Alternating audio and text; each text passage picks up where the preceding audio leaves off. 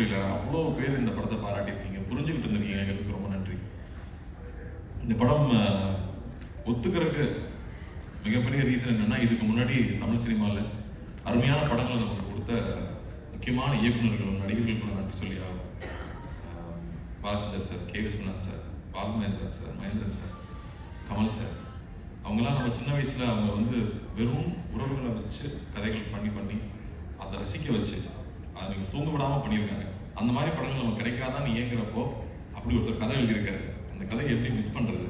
எனக்கு மெட்ராஸ் வெற்றி விழாவில் வந்து பத்திரிகையாளர்கள் எல்லாரும் நான் சந்திச்சப்போ ஞாபகம் இருக்குது. நல்ல படங்களை தேர்ந்தெடுத்து பண்ணுங்கள், நீங்கள் பருத்திகளில் ஸ்டார்ட் பண்ணியிருக்கீங்க, நீங்கள் பொழுதுபோக்கு படம் பண்ணுங்கள், நல்ல படங்கள் தேர்ந்து பண்ணீங்கன்னு எனக்கு சொல்லியிருந்தீங்க. அதை மறக்கவே மாட்டாது. அதுலேருந்து நான் என்னுடைய பாதையை நான் தேர்ந்தெடுத்த படம்னு உங்களுக்கு தெரியும். இந்த படம் வரும்போதும் இந்த படம் பண்ண வேண்டிய படம். இது வந்து இந்த படம் எவ்வளோ ஒரு உரையாடல்களை உருவாக்கியிருக்கு, எத்தனை பேர் ரிஃப்ளெக்ட் பண்ண வச்சிருக்கு. ஒரு கலைப்படைப்புக்கும் நல்ல கலைப்படைப்புக்கும் முதல் விஷயமே இந்த உரையாடலை ஏற்படுத்துறது, ஒரு விவாதத்தை ஏற்படுத்துறது தான். அப்படி அவ்வளோ விஷயங்களை வந்து இந்த படம் பேச வச்சிருக்குங்கிறதுக்கு இந்த படத்துடைய வெற்றிக்கூட மிகப்பெரிய முக்கியமான ரீசன். அப்படி சினிமாங்கிறது பொழுதுபோக்கு மட்டும் இல்லை, எல்லா கலை அம்சத்தையும் சேர்ந்த ஒரு கலைப்படைப்புன்னு காமிச்சிக்கிறதுக்கு எப்பாதான் நல்ல படங்கள் அமையும்.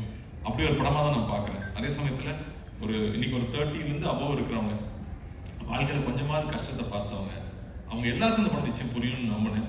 அண்டு இன்னைக்கு இருக்கிற ஒரு மன ஓட்டம் இருக்கு இல்லையா, ஒரு செகண்ட் வேர்ல்டு வார்க்கு அப்புறமா ஒரு சமுதாயம் வளர்ந்துருக்கும், அவங்களோட எண்ண ஓட்டங்கள் வேறையாக இருந்திருக்கும். அதுக்கப்புறமா இருந்தவங்களோட எண்ண ஓட்டங்கள் இருக்கு. நம்ம வந்து ஒரு தொழிலுக்காக வந்து சிட்டிக்கு வந்துட்டோம், அதுக்கப்புறம் பார்த்தா சொந்தங்களை விட்டு போயிடுறோம், நம்மளுடைய கலாச்சாரத்தை விட்டு போயிடுறோம், நம்மளுடைய சரித்திரத்தை மறந்துடுறோம் அப்படின்னு நிறைய விஷயங்கள் நம்ம மனசுல ரொம்ப ஆழமாக ஓடிட்டு இருக்கும். அது எல்லாத்தையும் எடுத்து கண்முறை நிற்க வச்ச மாதிரி இந்த கதை இருந்துச்சு. அப்போ இந்த கதையை பண்ணிடணும் அப்படின்னு தோணுச்சு. அதே ரியாக்ஷன் எல்லாருக்கிட்டையும் இருக்குங்கிறது எனக்கு ரொம்ப சந்தோஷமா இருக்கு. அது சொன்னது, அன்பை விதைச்சிட்டோம்னா போதும்னு, அன்பு எல்லாருக்குள்ளேயும் இருக்கு, அதை வெளில கொண்டு வந்தா போதும். இது ஒரு ஃபேஷனபிளான விஷயம் கிடையாது. இன்னைக்கு வந்து கான்ட்ரவர்சி தான் எல்லாரும் அதிகமாக பார்ப்பாங்கன்னு கான்ட்ரவர்சிக்கு வேண்டி போயிட்டு இருந்தாலும், முன்ன பின்ன தெரியாத ஒருத்தருக்கு ஒரு செஞ்ச உதவி, ஒரு சின்ன வீடியோ வந்து அதனோட வியூஸ் தான் ரொம்ப அதிகமாக இருக்கு. ஸோ அதை எடுத்துட்டு வந்து ஒரு கதையாக எழுதியிருக்காரு. அதை எப்படியாவது பண்ணிடணும்னு ஆசைப்பட்டோம். அப்போ 2D கொண்டு போய் கொடுத்தோம்னா தான் இந்த முழுமையாக எந்த ஒரு டிஸ்டர்பன்ஸ் இல்லாமல் அழகாக வந்து சேரும்னு நம்பணும். அதுக்கேற்ற மாதிரி வந்து ராஜாக்கும் Karthikeyan team managers Senthil sir, இவங்க எல்லாருக்கும் வந்து பெரிய நன்றி சொல்லணும். ஏன்னா அப்படி கவனிச்சுட்டாங்க. எல்லாமே நைட் ஷூட்டு கூடயே இருந்து எந்த ஒரு இடையூறு இல்லாமல் அந்த ஷூட்டிங் கண்டினியூஸாக வந்து முடிஞ்சதுக்கு அந்த ப்ரொடக்ஷனுக்கு ஒரு பெரிய நன்றி சொல்லணும். அதுக்கப்புறம் வந்து ஒவ்வொரு டெக்னீஷியன்ஸும் நைட்டெல்லாம் போயிடும்ல, ரொம்ப பிடிச்சி போச்சுன்னா, டே யாரா நீ எப்படா அப்படி எழுதுற, எனக்கு ஒரு ஒரே வயசு தான், நெக்ஸ்ட் டைம் டைஜஸ்ட் அந்த அளவுக்கு வந்து நம்ம அப்படி ஒரு நடை அவரோட எழுத்துல இருக்கிறது வந்து பிரமாதமா இருந்துச்சு. எப்ப நீங்க எழுதி முடிப்பீங்க, நான் வெயிட் பண்ணிருக்கேன். உங்களுக்கு எப்போ கேப் பண்ணாம எழுதி முடிங்க. அதே மாதிரி சவுண்ட் டிபார்ட்மெண்ட், அந்த கோயில்ல இருந்து அந்த பையன் கிளம்பி வரும்போது அந்த யானை மேல டச் பண்ணுது, அங்கேயே வந்து எல்லாரும் எமோஷனல் ஆயிட்டாங்க. அப்படி வந்து ஒரு சரியான ஒரு காட்சியும் சரியான ஒரு இசை மட்டுமே ஒருத்தரை வந்து அள வைக்க முடியுமா அப்படிங்கிறது வந்து மறுபடியும் எனக்கு ஒரு லெசனாகவே இருந்துச்சு இந்த படத்தில். அது என்னால் ஃபஸ்ட்டு உணர முடியல, தியேட்டரில் பார்க்குறப்போ தான் அதை உணர்றேன். ஸோ அப்படி வந்து நுணுக்கி ஒவ்வொரு டெக்னீஷியன்ஸும் இந்த படத்தை வேலை செஞ்சது ஒரு அருமை நமக்கு தெரியுது. வெகு சில பாடல்கள் தான் வந்து நமக்குள்ளே போய் நம்மளை வந்து பாட வைக்கும், நமக்குள்ளே போய் நம்மளை செய்ய வைக்கும். அந்த மாதிரி இந்த படத்தில் இருக்கிற பாடல்கள் நான் கேட்டே இருப்பேன். இந்த படத்தில் வந்து 96 மாதிரி ஹிட் சாங்லாம் இல்லையா? ஆமாம் பிரதர், இந்த படத்தில் லவ் சாங்லாம் போட முடியாது அப்படின்னு சொல்லிட்டாரு முதல்ல. ஆனால் இதில் இருக்கிற சிச்சுவேஷனுக்கு சாங்ஸ் இருக்கிறது இல்லையா, அது அவ்வளோ அழகு. வந்து இந்த போகிறேன் நான் போகிறேங்கிற சாங்கும், யாரை வேணுங்கிற சாங்கும், கமல் சாரோட வாய்ஸ் வரும்போது, கமல் சாருக்கு எத்தனை நன்றி சொன்னாலும் பத்தாது. அவருக்கு வந்து இந்த படத்தை அண்ணாக்காக நிச்சயம் பாடி கொடுத்துருக்காரு. ஆனால் அண்ணாக்காக வந்து அவர் முடிக்கும் போதும் பாடும்போது நாங்கள் இருந்த அந்த உணர்வு இருக்கு இல்லையா, அவ்வளோ பேருக்கு வந்து அது எல்லாரும் சொன்னாங்க. அந்த யாரோ வந்து என்ன ரொம்ப நெருங்கினவனை கட்டி பிடிச்சிக்கிட்ட மாதிரி இருக்கு இந்த படம் பார்த்ததுக்கப்புறமா.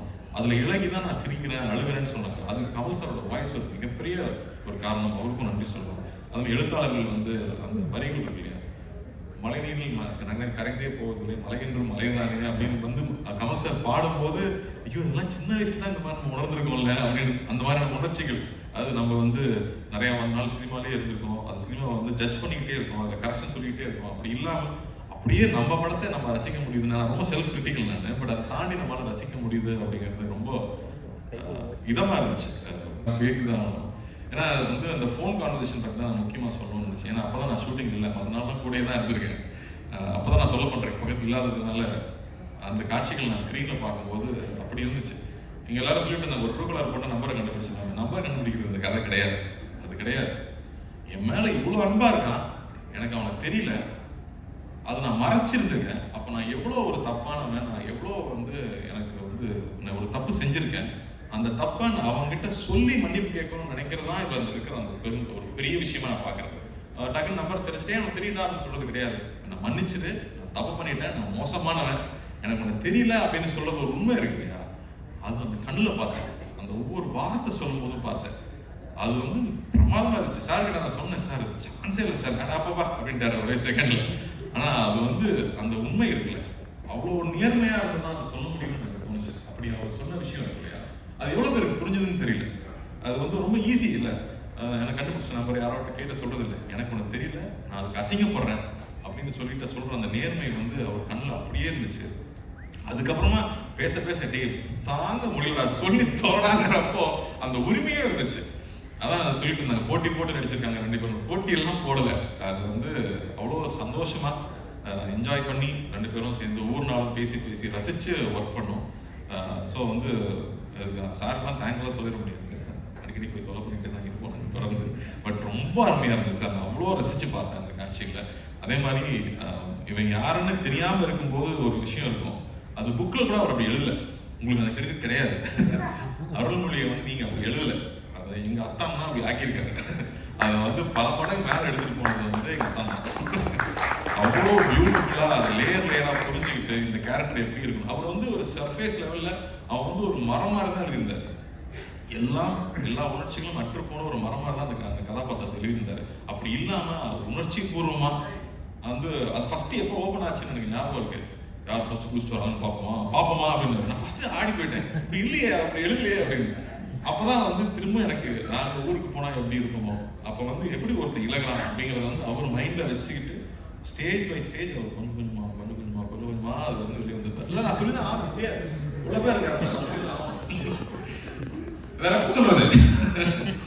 ஸோ பியூட்டிஃபுல்லாக பண்ணியிருந்தீங்க சார், லவ் யூ சார்.